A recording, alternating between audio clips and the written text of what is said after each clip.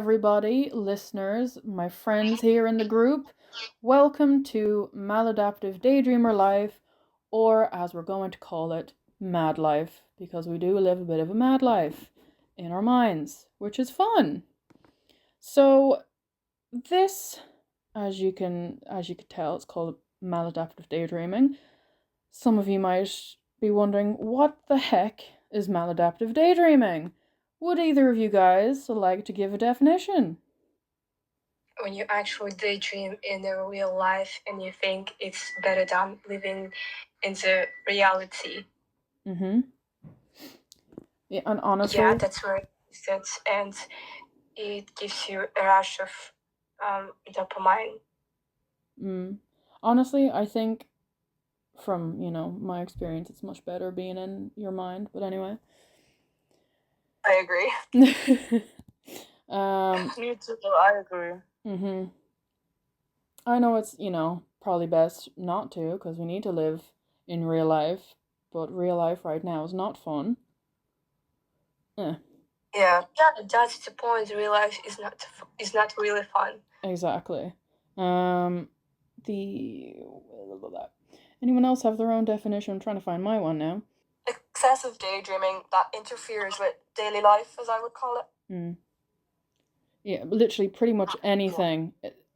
Anything and everything in daily life. Just, if you want to do... You just forget to sleep, you forget to eat your meal Mm-hmm. right at the time. You forget how to adjust your schedule. Mm-hmm. And that's... It's literally like the most simplest of tasks. Washing the dishes, and your mind just wanders, and you can't even focus on it anymore. Yeah. I didn't ever experience lucid dreams. I think they are pretty common when you also experience MAD. Because I really lucid dream in my dreams, and it kind of feels like I know that my brain works the exact way it works now, and I think it's pretty connected. I don't think I've ever lucid dreamed in my one. That sounds scary.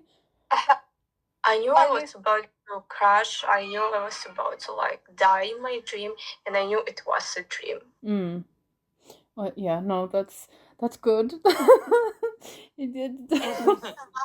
Yes, you die in your daydream. That's better. Not bad, but I actually enjoyed it because it was like you feel like you're in 3D light worlds.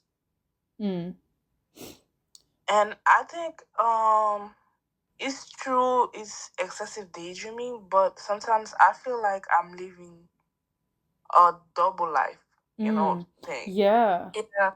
It's like because the same way I can interact, do things in real life, I do it on my mind too. I do it with made up characters. I do it with personas that I just created in my mind. And most of the time in my daydream, I will do more. For example, I will be like a celebrity or something. Yeah. No, yeah. Same. I'd be like a movie celebrity, actress, a singer, a billionaire. I would rather do more in my head because it's so much easier and bring me more happiness than try in actual life. Because when you try in actual life with all those mental problems, you become like kind of miserable because it's easier to try in your mind than try in real life, and I think that's the toxic part of it. Yeah, definitely. I'll feel cringe when you daydream about something, about being a celebrity, something like that, because I usually do feel cringe because I feel like, oh, I'm imagining myself as a hero, as a celebrity, but actually I'm just a girl from nowhere. I was talking to someone before because I take it all our daydreams then is we're the main character. Yeah. Yeah. I was talking For me, it is. For me, I'll be the main and the sides. Yeah. I do. It's like in my mind, the side characters they have their story too that overlap with the main character story. Oh yeah, I always consider my side characters. Yeah. I was daydream because I feel like I have another things to do, but it was very intense back then. Yeah. I was talking to a girl before though who was saying that her daydreams is not in first person or second person. It's like she's looking at them from above and just lets all her people, all her characters just kind of do anything. Oh, twisted and fucked up because someone imagines themselves looking at themselves. I kind of relate, actually. I kind of relate because the difference is me, I don't look them from above. Me, I am in the middle of them. Like I interact with them. Me too. But they can do whatever they want. It's like interacting with real life strangers. Strangers they do whatever the hell they want because they have their own lives. You just interact with them, and then if you want, you become friends or whatever. So it's the same thing. For me, my daydreams, the characters they can do anything they want. But instead of looking them from above, I will interact with them like they're like real person. Do you have an audience in your daydreams? Like someone is watching you, someone is observing you from afar, from a distance, like a real audience. Because every time I imagine myself as a celebrity, of course, I should have an audience, and I imagine it. I go from two perspectives. It's me, like it's in first person. I am the one controlling, and then let's say I'm on a talk show or something, or I'm getting interviewed, then it's the point of view of the audience or the camera that we're recording it on the whatever interview or whatever, or it's the point of view from the interviewer. It's very strange because sometimes I'll see myself and it's like that's not me. It's not me, but it is me. I'm so confused, but it's yeah. Ilaria's gone. Sorry guys, she's disappeared. She might come back. Yeah. Due to my excessive daydreaming, I felt so alienated back in school, and I was very naive. I was very gullible, and everyone noticed it because you actually disconnected from the real world. And I feel like maybe now we just less daydream, but back in school, I think that everybody, each of us, were that kind of teenagers that were alienated and distanced a bit. Yeah, I think there must be some element of, teenagers must have some kind of dreaming or whatever. They must do it. I don't know, maybe I'm thinking too much into it, but it's like, you're a teenager, you don't want to be in school, you want to be doing something else. They must be doing some kind of daydreaming, maybe there. I don't know what I'm talking about, but, what teenager wants to be in school? Yeah, and I daydream about lots of things, but the most, the thing that I daydream almost every day was, can we talk about such themes here? What things? 18 plus. If you want to talk about something that is 18 plus? Yeah. To daydream about books, but I didn't have a real experience. Not in this episode. It's just meant to be an introduction for the people. Okay. Yeah, there'll be a whole episode dedicated to 18 plus stuff. Very, very dark stuff, because, it's whenever people have talked about it, about maladaptive daydreaming in the past, they always mention the ideal life, but there is a very, very, very dark side that people don't talk about. but we will talk about that in a future episode. I want to go back to something you said, was it, Ivy, where it's like you're living two different lives. I think it's pretty much that. I think that sums it up. It's, you know, you have you in the real life, in the real world, and then it's this other version of you, perfect, or it's like you're, what was it? You were like living a double life. That was it, a double life. It's kind of like you're. And if we can take it a step further, I can say that sometimes those two lives, right, double life, they can merge together. Mm-hmm.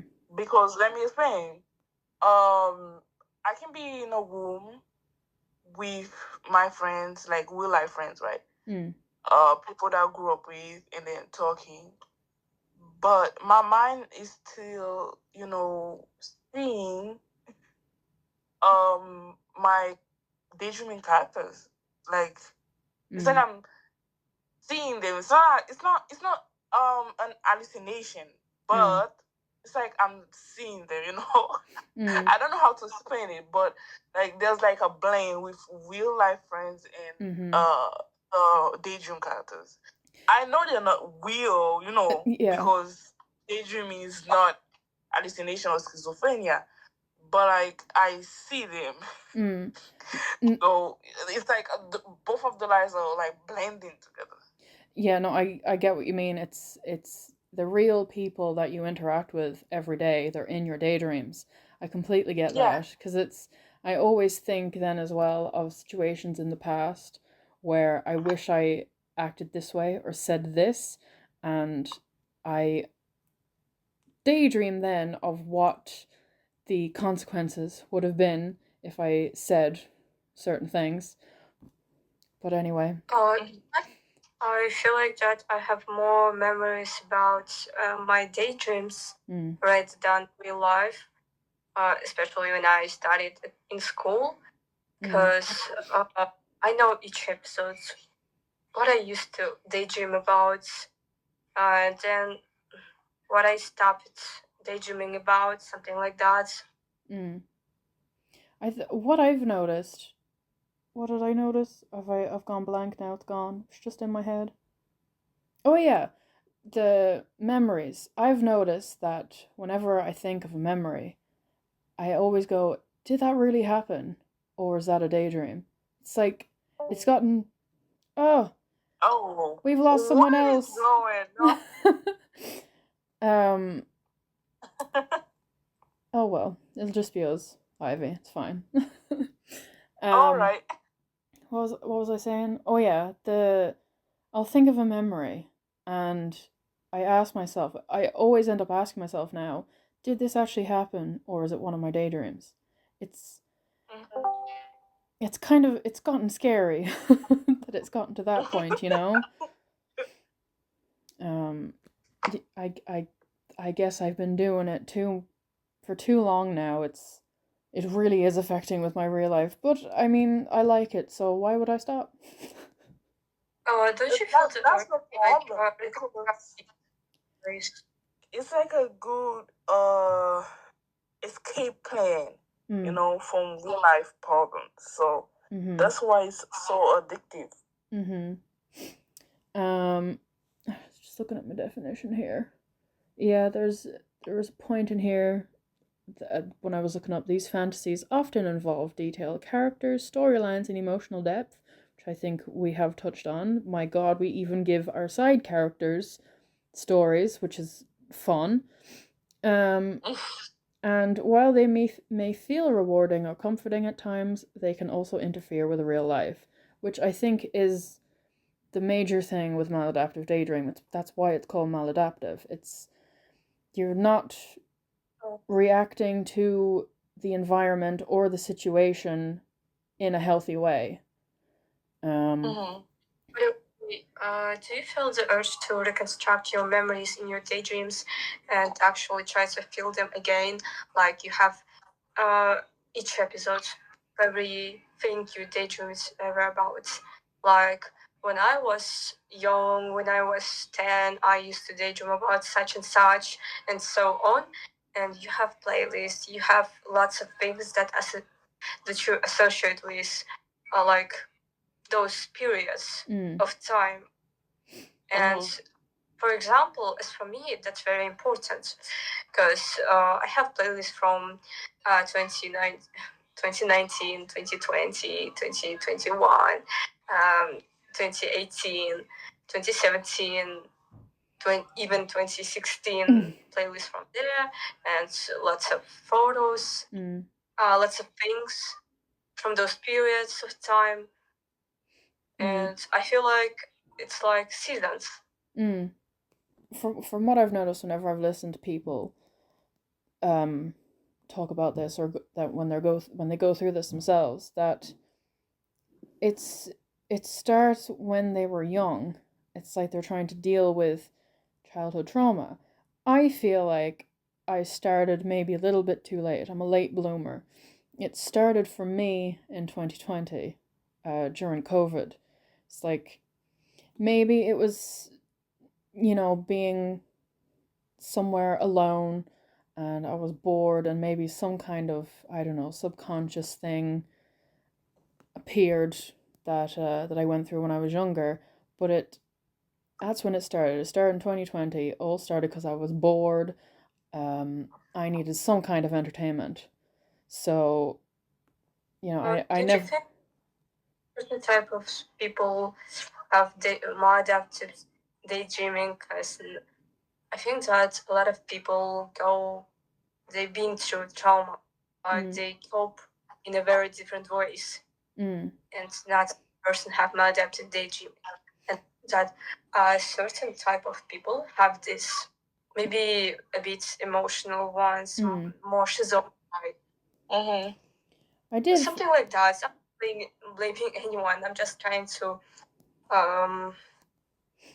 like word my thoughts back. Thoughts.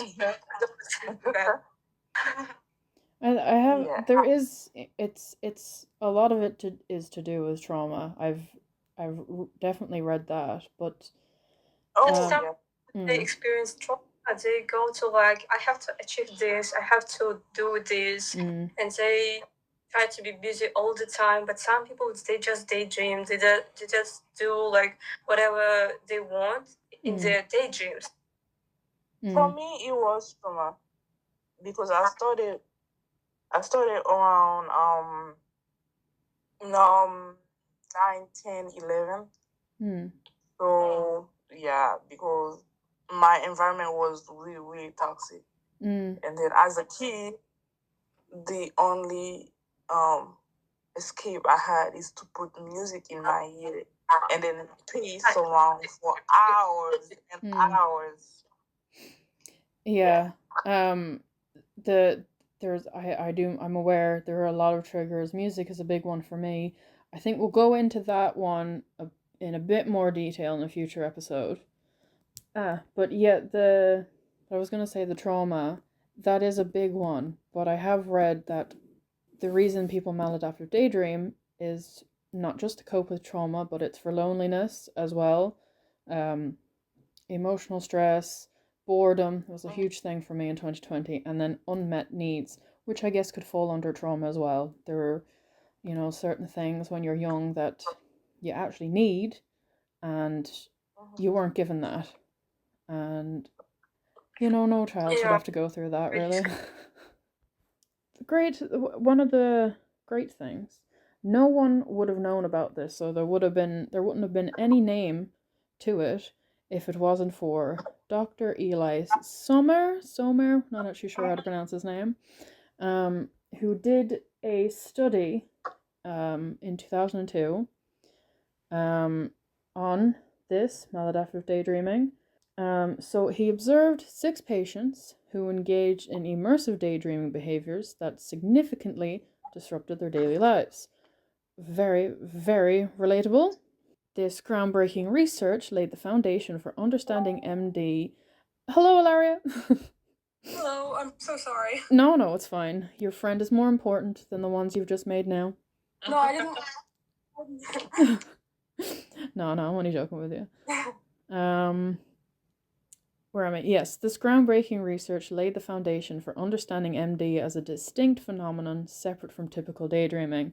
I think that's a big thing. Whenever I've talked about daydreaming before, when I talk about it to my therapist, there is a very big difference between just normal daydreaming and maladaptive daydreaming. As I say, it's the maladaptive part. It's you're not reacting to your situation properly. Yes, people can daydream. They can daydream about what they want to do as a job, where they want to live, all that kind of thing, and then they can just come out of it. It's not ruining their lives. They can go about and do the next task. But where our problem is, we can't stop. And we live. Yeah. We live in them.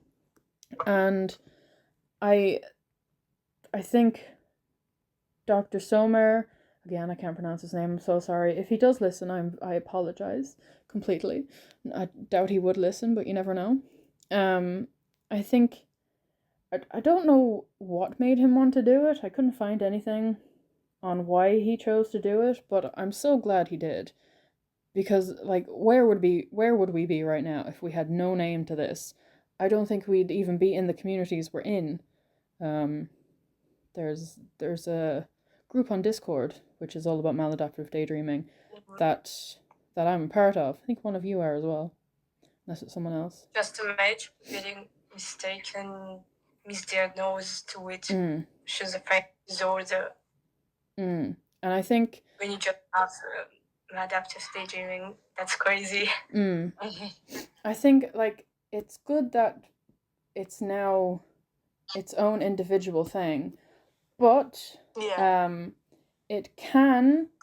is a crossover between other mental disorders. Ivy, I believe you have some information for us about that.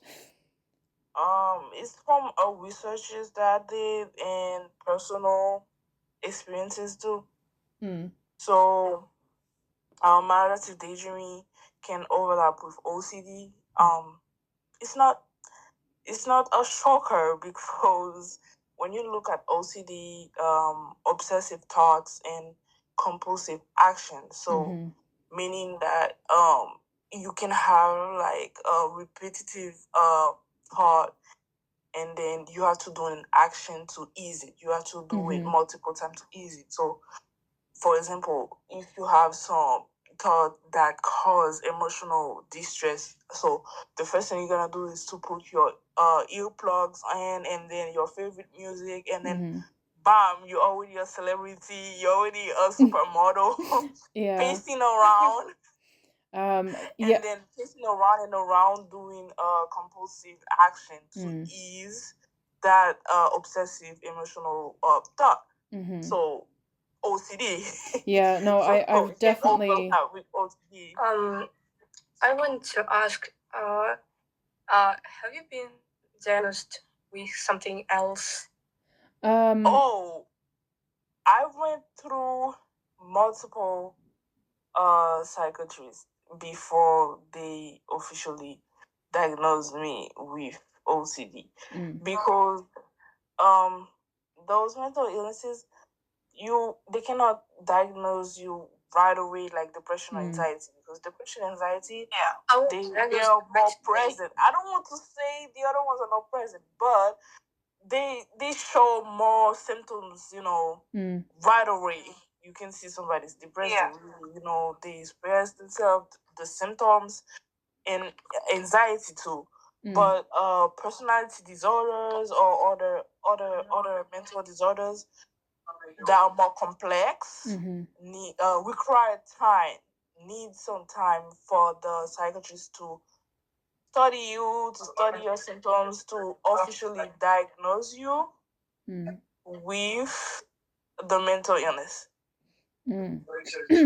I haven't. I've been diagnosed right away.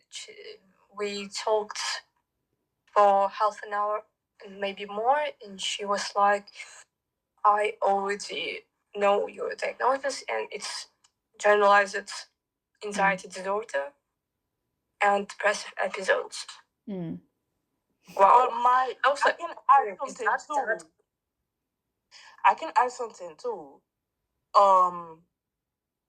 Me, what I did too, I've read about a lot of mental disorders, and then I didn't self-diagnose, but I tried to see which one was fitting me, I can say, and then talk about it with my psychiatrist to ask them if they can maybe pass a test or whatever to verify if I have this one or another one, and then to push them to do more study for me, more research for me, because I knew I didn't only have depression, anxiety, because those are the two that they diagnosed me in the first place.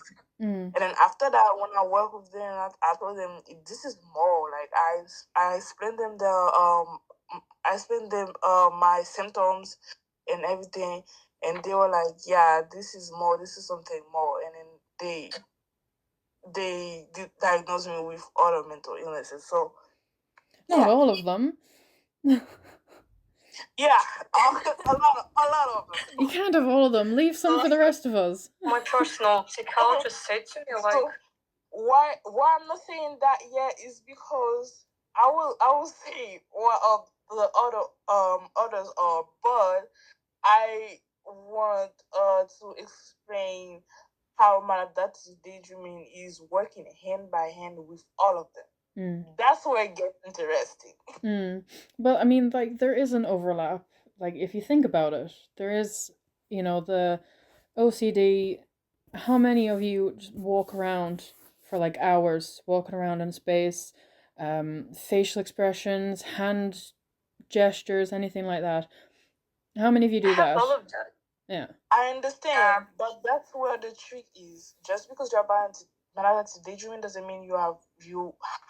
No, of course, but there are certain things in all of them that connect. Like for the depression, the anxiety, we go into our heads to get away from that, and I don't know much about ADHD now, how that connects, but I am aware that is some kind of a symptom. I do, because I'm diagnosed with ADHD too. You see, you have everything. Stop having everything. Yeah. Excuse me. Yeah, I have a lot of issues. Yeah, I'm diagnosed with ADHD too, but it was recently. So because I've always had a problem with focusing, with attention and everything, but that's where the problem is. I always thought it was because of my daydreaming. Yeah, it can be my daydreaming, but that doesn't mean that if you have maladaptive daydreaming, you necessarily have ADHD. So I'm like, maybe I have both. So I wanted to get tested, and then I did pass the test, unfortunately. So they diagnosed me with ADD before, and then after that, ADHD. Stop. So yeah, correct. See, you're gonna go through the entire alphabet. One more thing I want to tell you.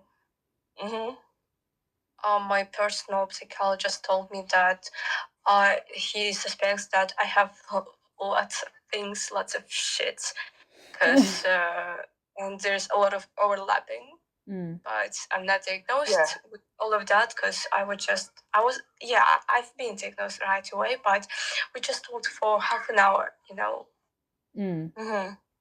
and it haunts me. Yeah, it is scary.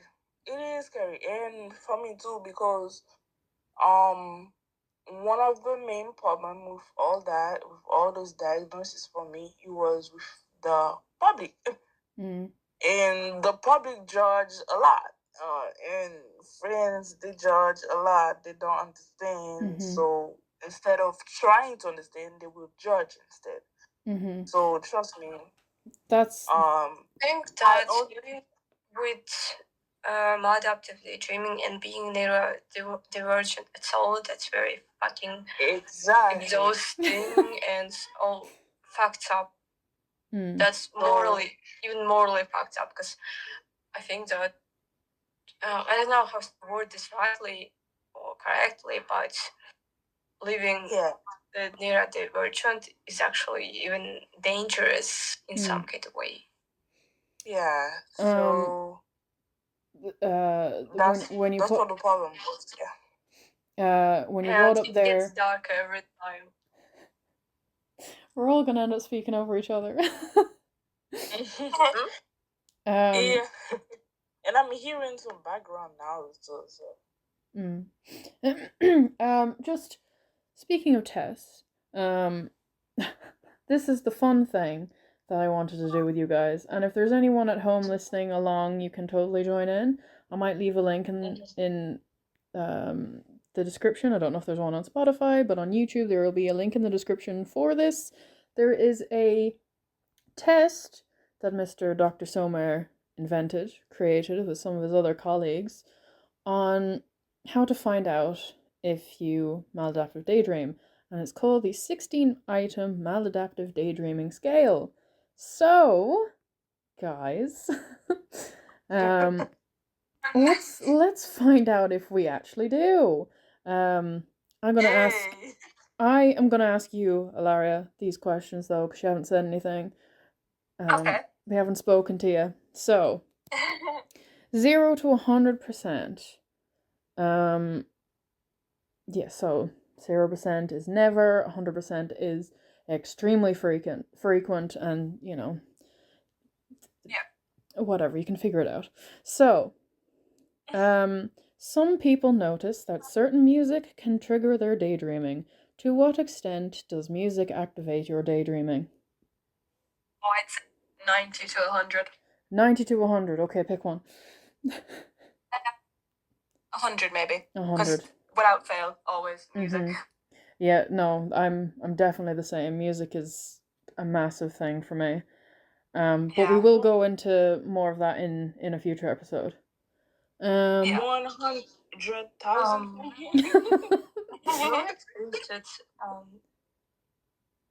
Whenever you get obsessed with something, you want to achieve it. No matter how fucked up it is, like, and you just live with it.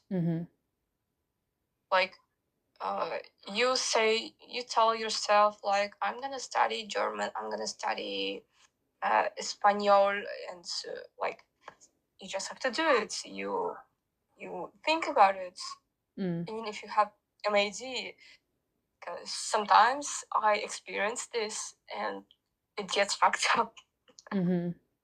Yeah. No, and like there is, you know, there's obviously, you do need help in some way, because this, you know, it is going to take over your life. That is the thing about it. But future episode, we will talk about different ways that can help, not necessarily stop it, but can help you get through it or whatever. So, you know, there's journaling, there's mindfulness and all that, but we'll go through that in a future episode.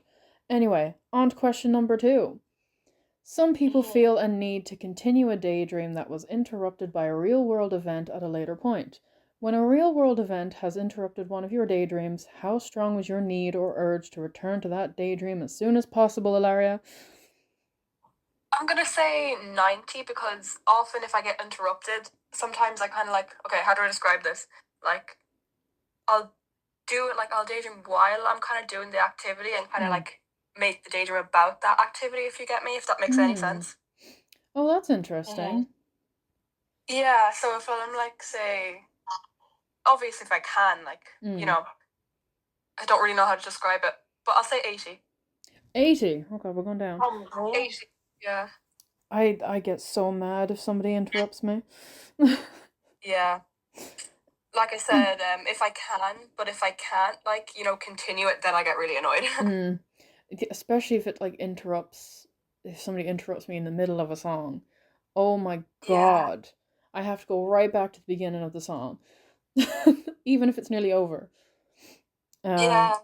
Actually, too late to change my answer. I might say 90. 90. Okay. No, it's all on one page, so we can go back and forth if you wish. So yeah, for me it depends. Because nobody can really interrupt me in my daydream because I actually never leave. For example, right? Let's say you pacing around in your room, and then boom, you were alone, and then boom, your parents or a family came home or whatever. Me, I will still find a way to continue with, even if I'm talking to them in my head, I continue to daydream. Yeah, it's actually, true that I won't be able to pace, but it's not I'm gonna get mad because I'm still daydreaming. That's kind of what I meant as well. Like, I can kind of continue it, like, you know, if you get me. Yeah. Okay, well, I cannot relate to you guys at all on that. So I don't know if I can say 100. No, that's fair. That's 100 for you. 0. Or maybe 50. 50. You're going bang right in the middle. Fair.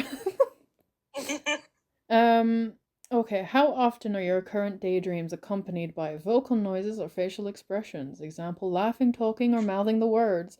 Oh my god. Oh, yeah. Oh, 100. I always mouth the words. And then I realize what I'm doing. And I'm like, oh my god, is people looking at me? Like, 100. Yeah, I always, if I'm out in public and I'm listening to music and I can feel my face start to move or my hands start to move, I'm like, stop, Rebecca, you're out in public, stop. Or even if you're saying the words in your head, but you're also like moving your mouth, like you're not actually physically doing it, but you can see your mouth moving. Yeah. If that makes sense. Yeah, no, exactly. I just 100. Most of the time I will actually dissociate in public and then still act on it. So when I come back to life, it will be so embarrassing. I love the way you said that, come back to life. It's like, oh no. we haven't died. Where am I? Oh yeah. If you go through a period of time where you're not able to daydream as much as you usually do, no. Wording. If you go through a period of time when you are not able to daydream as much as usual due to real life obligations, how distressed are you by your inability to find time to daydream? Very, like, I'm not gonna say need to, but actually I might, yeah, because like it kind of helps me. So I'd say 90, yeah, 100 90. Even. 100. Gosh. Yeah. No, I'd be the same as well. I need me, to. It actually depends, because sometimes I feel bored. Sometimes I feel like I have another things to do, like learning something, whatever it is. It doesn't matter, but most of the time I feel like I feel the weight. Because I don't know what else to do, and especially when I like something like goals. When I have a goal, it's easier for me to not to daydream. Yeah, I might daydream, but it will be about my goals and how I achieve something, how my like overcoming certain obstacles on my way to achieve something. But if I don't have an exact goal, and plus if I don't have if I don't feel the urge to daydream as much as before, that's so fucking exhausting because I feel the weight. Yeah. I have to go back. It's completely, it's like compulsive. I need to go back into it. If something has it's going back to the interrupting thing again as well, I guess. It's just, if I am focusing on something, I will do it. But once it's done, okay, go. You need to go back to your daydream. Yeah. This is where they diagnosed me with ADHD. Because you guys, you said it, you can set a goal and then you do the goal quickly and then and come back to daydream. Me, even if I set the goal, I'd rather be paralyzed in bed with music in my ear and then just daydream and then complaining that I have to get up to do this, I have to get up to do, but I won't be able to. So yeah. If I am doing something, if it's something I enjoy, because I really like coloring in stuff, and you're coloring in and you're an adult, Rebecca, yeah. But if I'm doing something like that, I always say I've decided, okay, don't listen to music because that is a huge trigger for you to start daydreaming. And then I'd say not even 10 seconds into doing it, my mind is wandering. Sometimes I don't need music. And I wanted to ask, not to ask, but to answer the question. If I feel distressed, what was the question again? How distressed are you by your inability to find time to daydream? Yeah. So me, I had an evolution.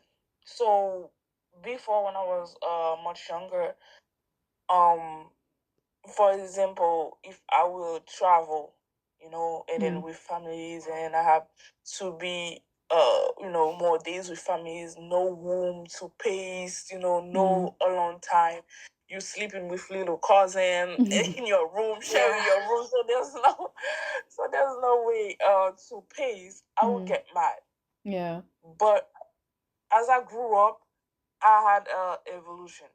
So for me, it doesn't matter if I don't have like a big room to pace alone, or if I'm in a room with other people, I will still daydream, and then I will feel kind of frustrated because I want to pace, but not because I can't daydream, because I still can daydream, but I can't pace. Yeah. That's where the problem is for me. That's fair. No, I get that. If the way for you to get into the daydream is moving, besides the music, you need everything. If there's one thing that's not there, it's annoying. No, I get that. Some people have the experience of their daydreaming interfering with their daily chores or tasks. How much does your daydreaming interfere with your ability to get basic chores accomplished? I'd say, like 80 or 70. No, I'll say 70 because, like I said before, I can kind of like do it while I'm doing my tasks, but also like sometimes I will have to stop and just daydream. But also, most of the time, I can kind of like keep going, if that makes sense. So yeah, I'll say 60 maybe actually. 60, gosh, make up your mind, girl. Yeah, I'm very indecisive. You'll notice. No, you're fine. Yeah, I'm gonna end up scoring 100% on all of these. Anyway, it's not about me right now. Yeah. Some people feel distressed or concerned about the amount of time they spend daydreaming. How distressed do you currently feel about the amount of time you spend daydreaming? 100. I'm quite concerned. Yeah. Yeah, I think that's everyone, I'd say, feels that. Well, maybe not everyone. Maybe some people like it. No, not everyone. Not me. It's like constant, like always like in it, like even if people don't realize, but like I'm still in it. I don't feel distressed because of it, because it's like it's a part of me now. And I just embrace it, even though it's ruining my life. I just embrace it. Yeah, that's a good way to think. Yeah, embracing it, but then is that a good thing also at the same time? It's very complicated. We'll get, as I say, we'll get more into it over each episode. When sorry, when you've had something important or challenging to pay attention to or finish, how difficult was it for you to stay on task and complete the goal without daydreaming? Very difficult. Very difficult. Yeah. I'm gonna say 100. Yeah. Yeah, no, I'd be the same. Because I won't even be able to begin the task. because of ADHD and daydreaming. So yeah, very difficult. I think that's a thing with ADHD, isn't it? You either you can't start something or you start it and then that's it, just completely focused on that. It's only when I am on medication for ADHD I'll be able to get right away and then feel like I am enlightened or something. You know, I have like a vision, a big vision, like. But I'm not on medication for ADHD. Yeah. God, that's another thing I've just thought of off topic. I wonder if the more people who find out about this, more doctors, therapists, will they ever come out with a pill, I wonder, that'll suppress it? That's interesting, I wonder. ADHD, the ADHD pills do actually help me get tasks done and less daydreaming. But I still dream. Yeah. Yep. Yeah, they might maybe at some point in the future come up with one that just focuses on MD. Yeah. It's just food for thought. Some people have the experience of their daydreaming hindering the things that are most important to them. How much do you feel that your daydreaming activities interfere with achieving your overall life goals? Yeah, 100%. I'm so tired. Yeah. 100%. I feel the same. 100%. See, that's the thing. It's real life, you know, you can't get anything done. But you know where you can get shit done? It's in your daydreams. Yeah, in your head. Exactly. There you go. You wanted to win that award for acting in real life. Nah, maybe not, but in my head, yes, I've won it. I've won 3 Grammys, 4 Golden Globes, 5 Oscars. Oh, yeah, in my head, I'm just performing on bars. I have an entire cabinet in my daydreams of all the trophies and medals I've won.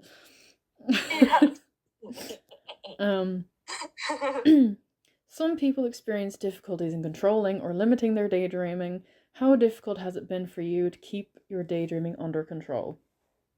100%. It's so hard. Because I just like, I can't not, but like if I try, I just end up forgetting about like trying to stop and then just keep going. And then I'm like, oh, and then I'll remember in a while, like, oh yeah, I tried to stop. And then I'm like, too late now. Exactly. Yeah, no, I'm the same. I always say, okay, right now you're not gonna do it. You're not gonna do it. You're not. Hey, you know what? I'm gonna get married. Yeah.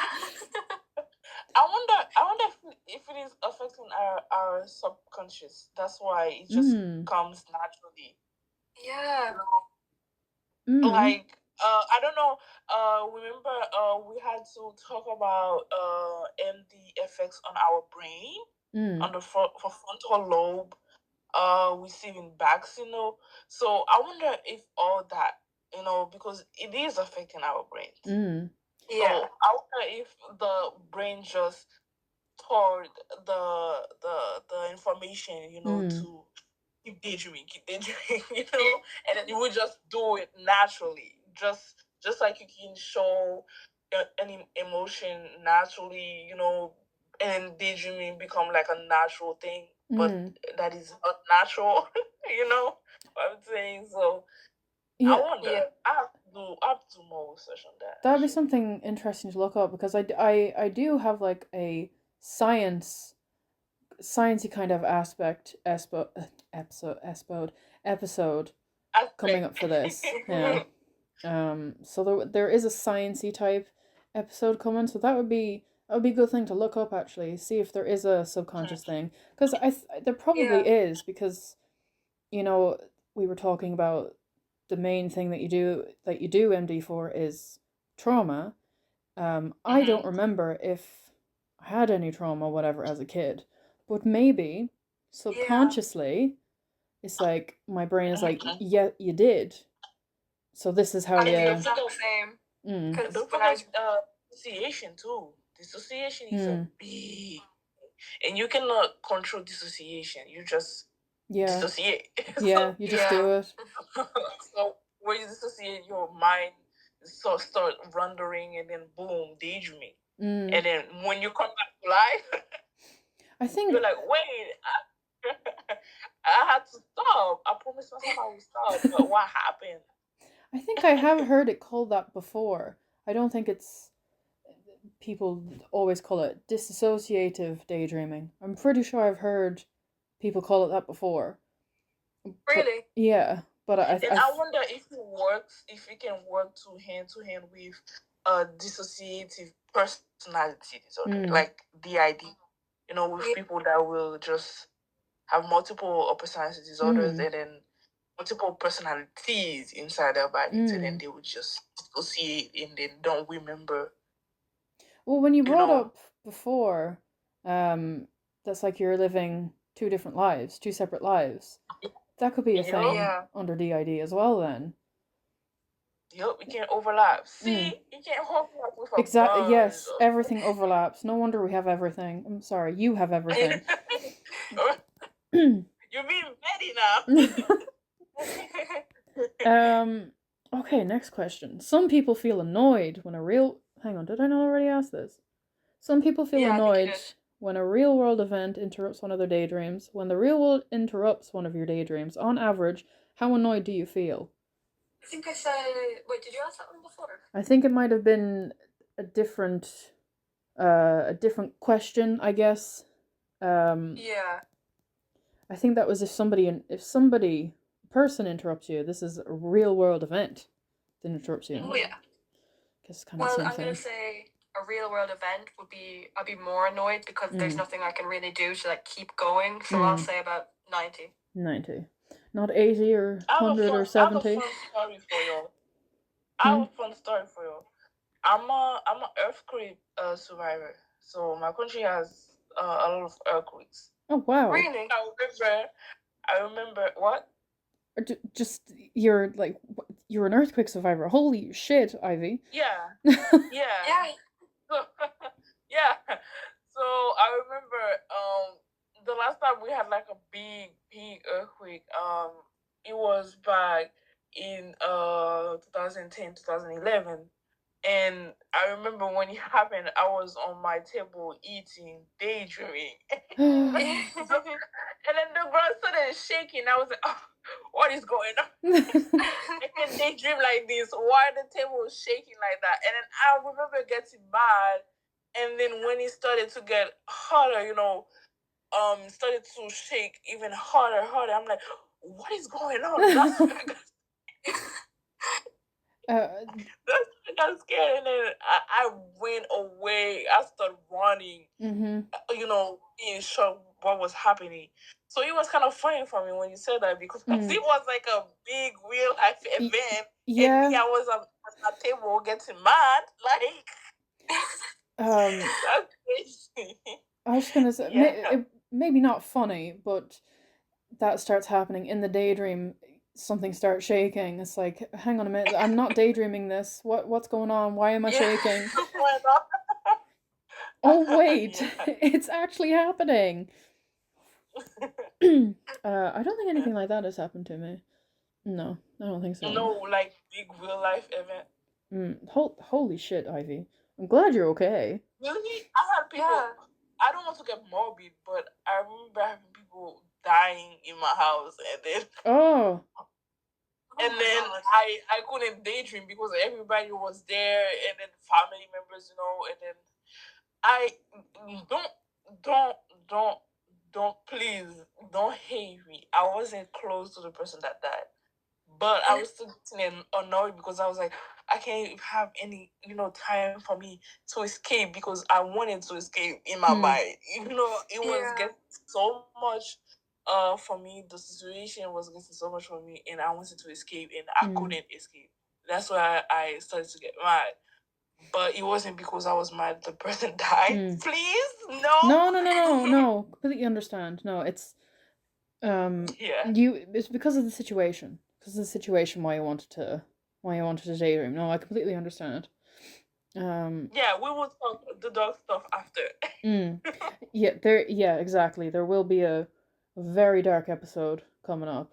We'll let you guys listening know when that is. So you just so you're prepared for it. Yeah. Okay. Oh, you've muted yourself, Hilary. I'm about to go on to the next question. Oh, there we go. Sorry, I'm back. Some people. Escape. Yeah, you're escaping on us. Some people have the experience of their daydreaming interfering with their academic or occupational success or personal achievements. How much does your daydreaming interfere with your academic occupational success? Not that much for me personally, which is strange because it does interfere, but not like academically for some reason. So I would say not at all for that one, which is weird. Wow. Okay, Yeah. so 0%. You are the lucky one. I know, right? You're weird, Ilaria. We can't be friends. I know, right? No, I'm only kidding. Maybe. For me,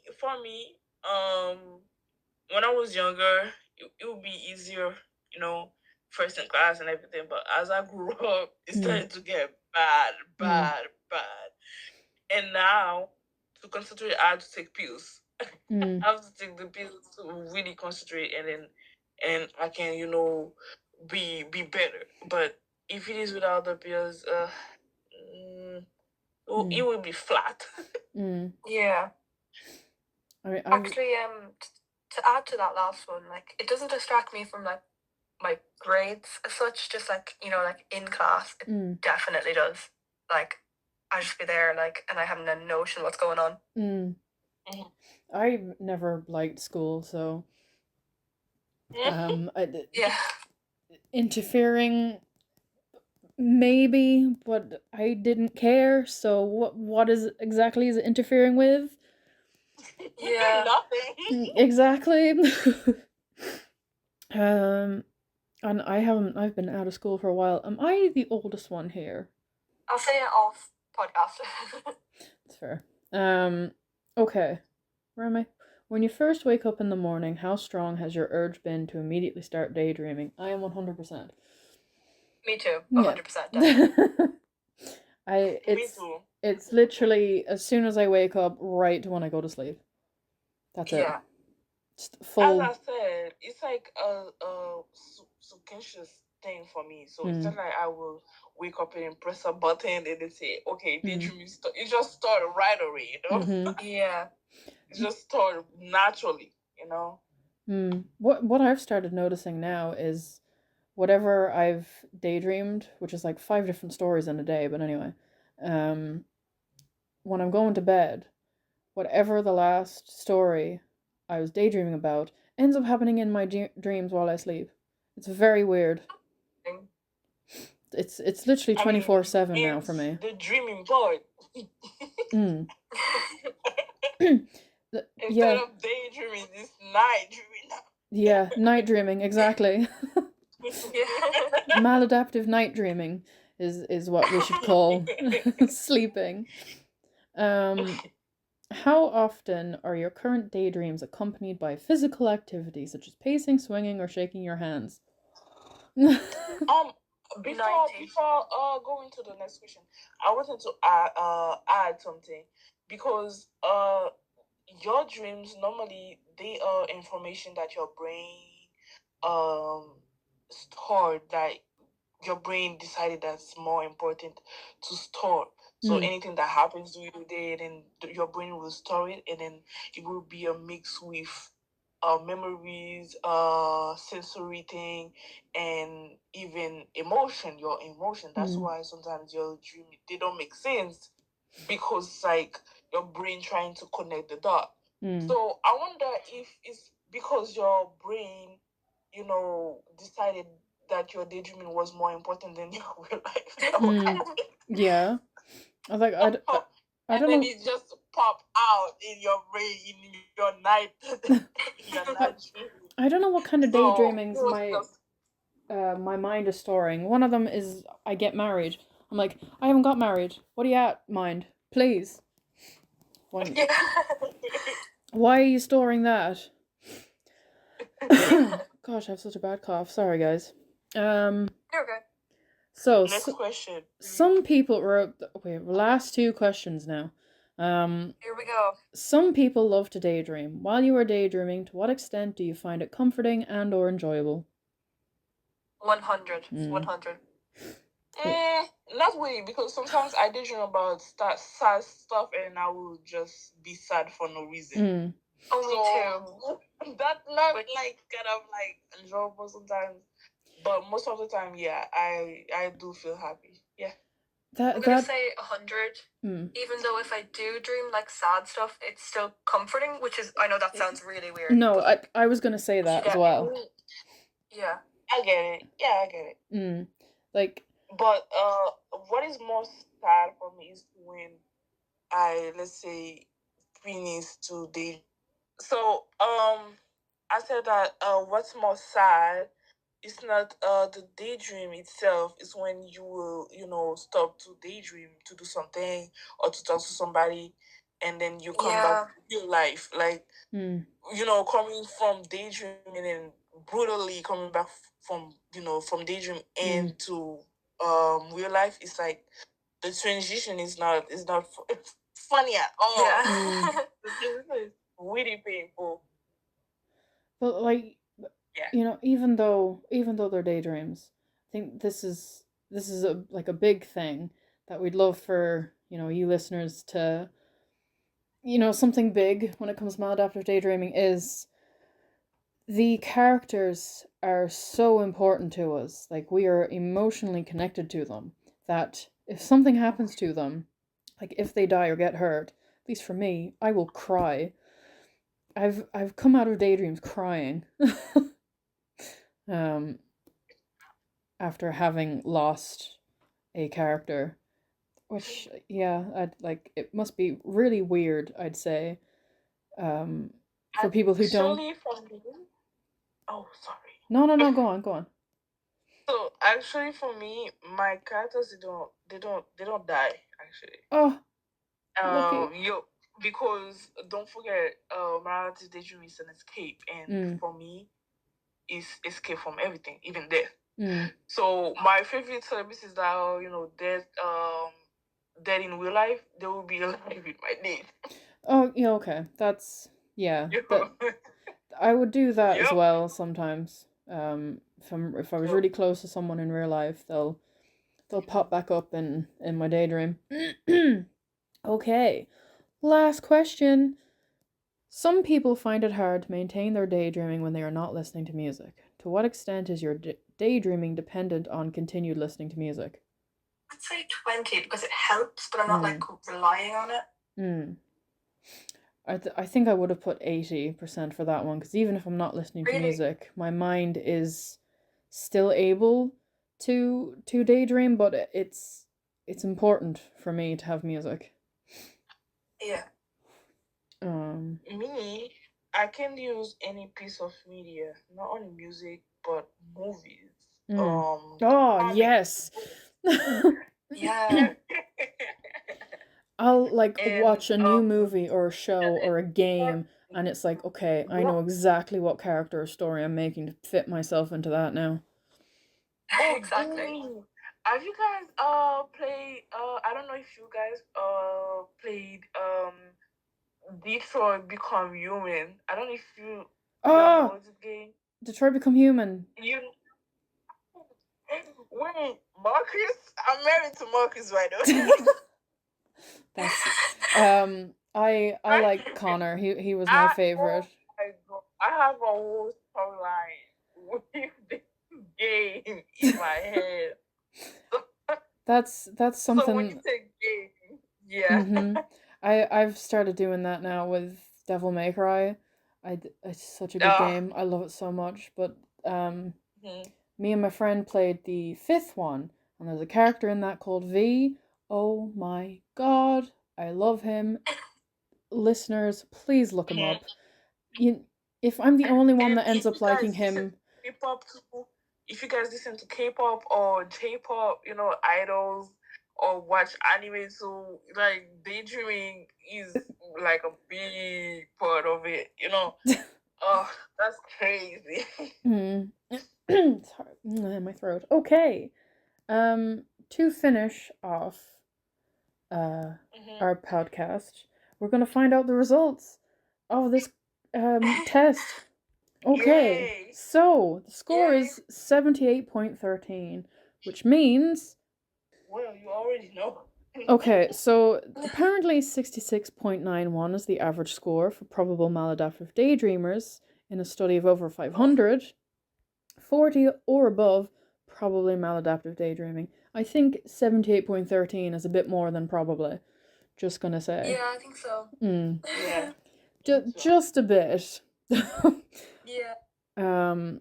But yeah, okay, so I'll leave a link to that in the description below, so all of you guys at home can have a go of it as well yourself and see if you are as crazy as us. No, we're not crazy. Sometimes. No. You know, living inside your head is not crazy in a world that you've fantasized about 1,000 times. Not at all. No. No, not at all. It just some girls need hobbies. Exactly. It's a hobby. There we go.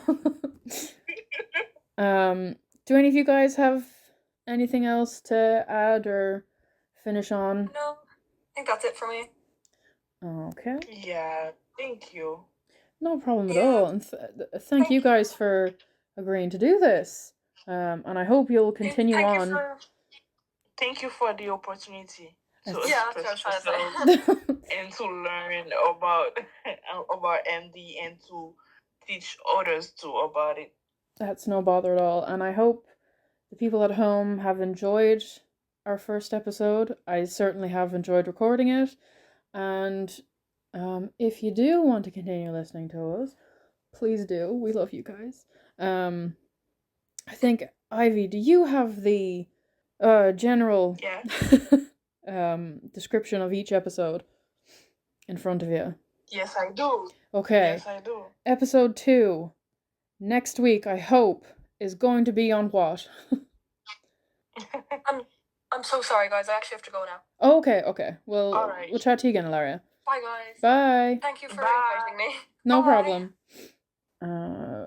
You'd think I'd know it myself, considering I was the one that wrote it out. But anyway, I think it's on our own personal experiences. We have talked a bit about our personal experiences in this one, but we can go into more detail next week, which I hope you guys will come along and get to know us even a little bit more and what goes on inside our heads, because we're mental.